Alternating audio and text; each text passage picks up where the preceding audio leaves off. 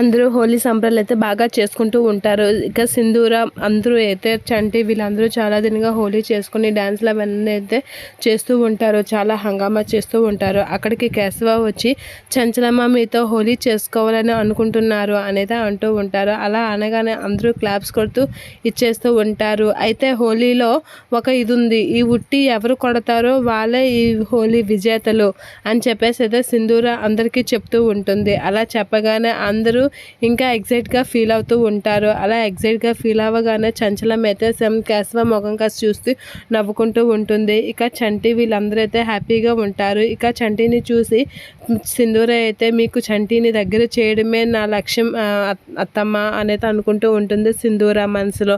ఇక ఉట్టి అయితే లాగుతూ ఉంటారు. ఉట్టి కొట్టడానికి అయితే చంచలమ్మ రెడీ అవుతూ ఉంటుంది. అలా రెడీ అవుతూ ఉట్టి కొట్టడానికైతే ఇదేసరికి సింధూర అయితే ఉట్టి లాగుతూ ఉంటుంది. ఇక చంచలమ్మని కొంచెం బాగానే ఆట పట్టిస్తూ ఉంటుంది సింధూర. ఇక చంచలమ్మ ఎంత ప్రయత్నించినా ఉట్టి కొట్టలేకపోతూ ఉంటుంది. అలా ఉట్టు కొట్టడానికి చాలా ట్రై చేస్తూ ఉంటుంది. ఇక చంచలమ్మ ఉట్టు కొట్టలేక అలా ఇంకా ట్రై చేస్తూ ఉంటుంది. అలా ఎంత ట్రై చేసినా చంచలమ్మ ఉట్టును కొట్టకపోయేసరికి ఇక చంటి దిగుతూ ఉంటాడు.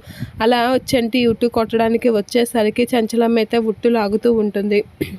ఇక చంటి ఉట్టు కొట్టడానికి వచ్చేసరికి కొట్టలేకపోయేసరికి అయితే కేశవ వాళ్ళైతే అలా చూస్తూ ఉంటారు.